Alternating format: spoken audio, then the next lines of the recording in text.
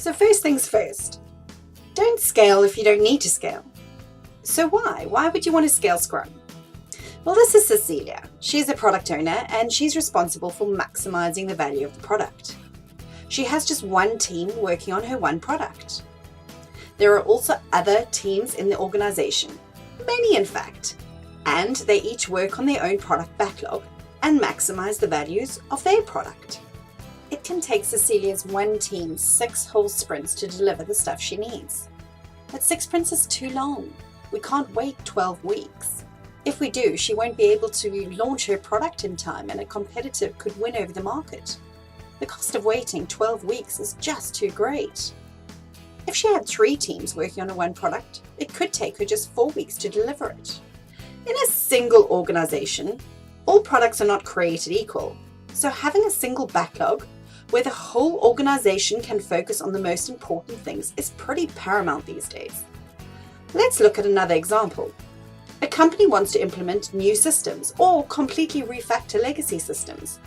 This could take months or even years to do, and it needs multiple teams from multiple departments across the entire organization to coordinate its efforts. It's not easy though. It's been found that as the number of Scrum teams within an organization grows, the output and working product and the velocity of those teams begin to fall.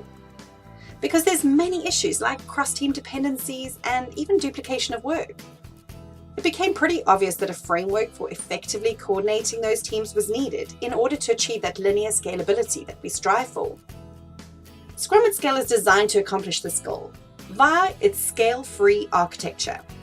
Scrum Scale simplifies scaling by using Scrum to scale Scrum. In Scrum Scale, we separate the accountability of the what with the how. These 2 cycles consist of various components, which together produce a powerful framework for coordinating the efforts of multiple teams along a single path.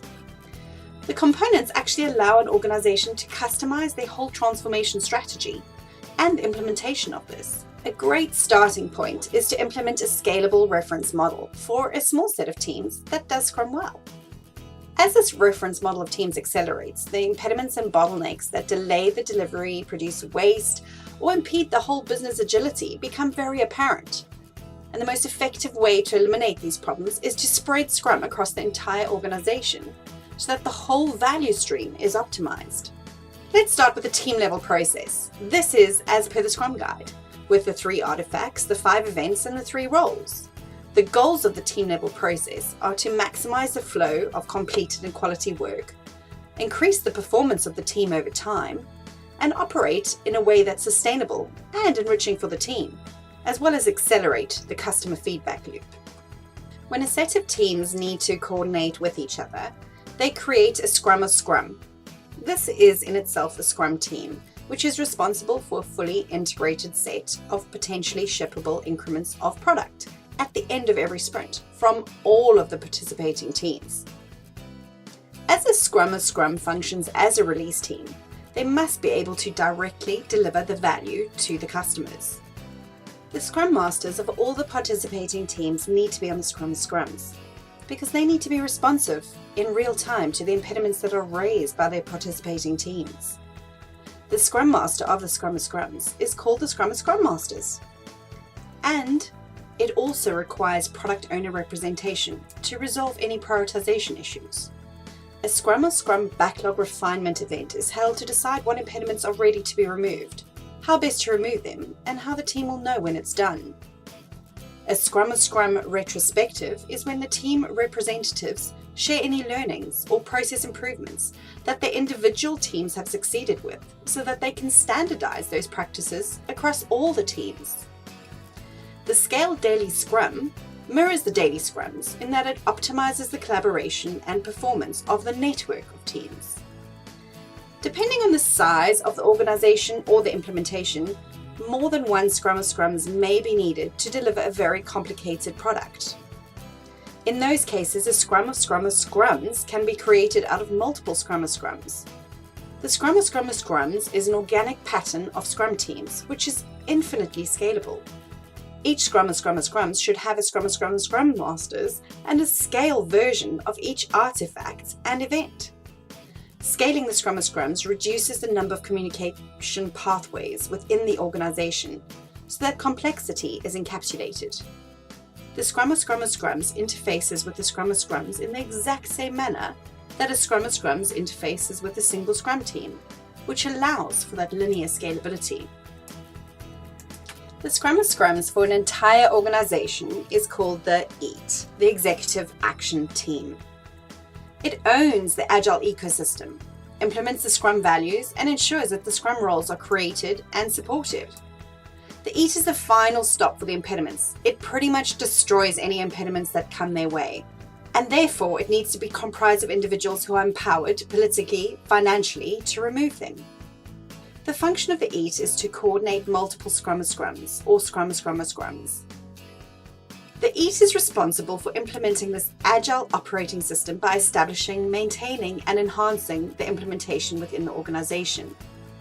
The EAT's role is to create an organizational transformation backlog, a prioritized list of agile initiatives that need to be accomplished, and ensure that it's carried out.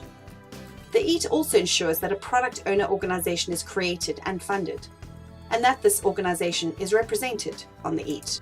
The EAT is also responsible for measuring and improving the quality of Scrum within the organization. The goals of continuous improvement and impediment removal are to identify impediments and reframe them as opportunities, maintain a healthy and structured environment for prioritizing and removing impediments, and then verifying the resulting improvements, ensuring visibility in the organization to effect change. The goals of cross-team coordination are to coordinate similar processes across multiple related teams, mitigate cross-team dependencies to ensure that they don't become impediments, and to maintain alignment of team norms and guidelines for consistent output. Because the goal of the Scrum of Scrums is to function as a release team, the deployment of product falls under their scope, while what is contained in any release falls under the scope of the product owners. Therefore, the goals of the deployment are to deliver a consistent flow of valuable finished product to customers, to integrate the work of different teams into one seamless product, and ensure high quality of the customer experience. Next, we move on to the product owner cycle, coordinating the what. A group of product owners who need to coordinate a shared backlog that feeds a network of teams are called a product owner team. For each Scrum of Scrums, there is an associated product owner team, which aligns a team's priorities along a single path so that they can coordinate their team's backlog and build alignment with the stakeholders to support that backlog.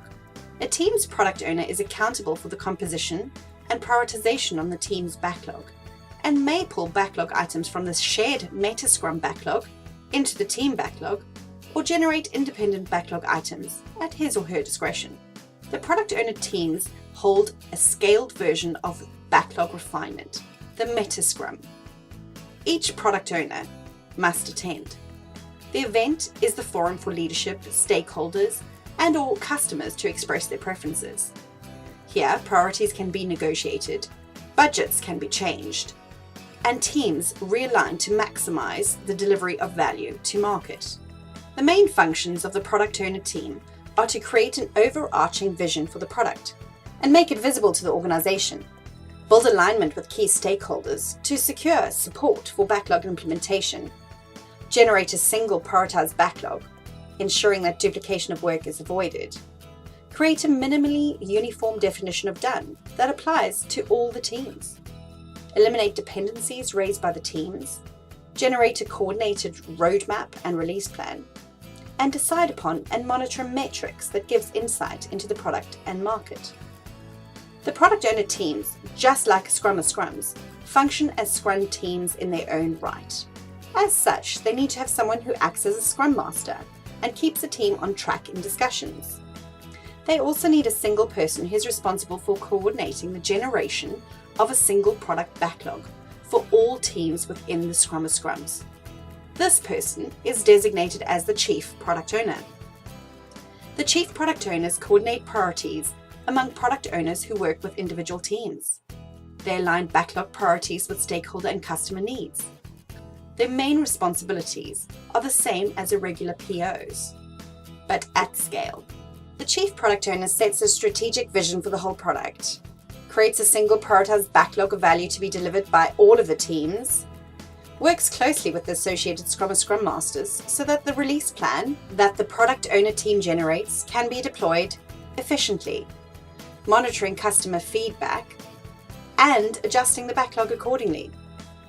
Just as Scrum or Scrums can grow into Scrum or Scrums, product owner teams can also expand by the same mechanism. The executive meta Scrum. The product owner teams enable a network design of product owners which is infinitely scalable alongside the associated Scrum or Scrums. The product owner team for the entire organization meets with key stakeholders as the executive meta Scrum. The EMS owns the organizational vision and sets the strategic priorities, aligning all the teams around common goals.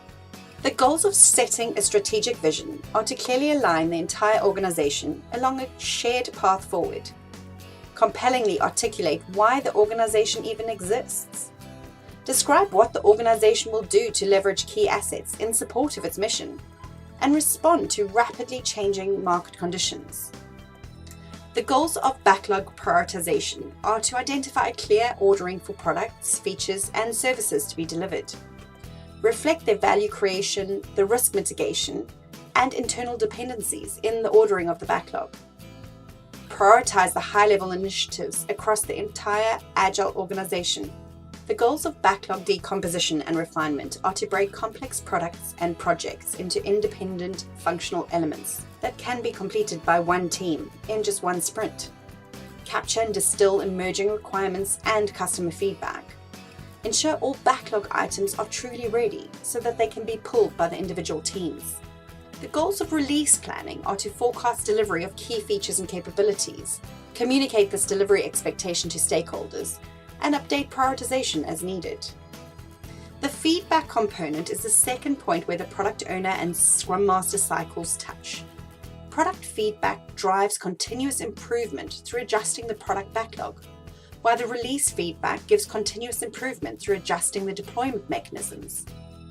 The goals for obtaining and analyzing feedback are to validate our assumptions, understand how customers use and interact with our product, capture ideas for new features and functionality, define improvements to existing functionality, update our progress towards the product and project completion, to refine release planning and stakeholder alignment, and to identify improvements to deployment methods and mechanisms. Metrics and transparency. Radical transparency is essential for Scrum to function optimally, but it's only possible in an organization that has embraced the Scrum values. It gives the organization the ability to honestly assess its progress, to inspect and adapt its products and processes. Scrum at Scale suggests at bare minimum that the organization should measure productivity, the change in the amount of working product delivered per sprint, value delivery, the business value per unit of team effort, quality, defect rate or downtime, sustainability, team happiness. The goals of having metric and transparency are to provide all decision makers, including team members, with appropriate context to make good decisions, shorten the feedback cycles as much as possible to avoid overcorrection, and require minimal additional effort by teams, stakeholders, or leadership. It should be automated wherever possible. The scale-free nature of Scrum at Scale allows the design of the organization to be component-based, just like the framework itself. This permits for rebalancing or refactoring of teams in response to the market. Scrum at Scale is designed to scale productivity across the entire organization, to cut the costs of products and services while improving quality and innovation. Scrum at Scale achieves true business agility that delivers value faster and cheaper. Scrum at Scale was developed by Dr. Jeff Sutherland. For more information, go to scrumatscale.com. Thank you for listening.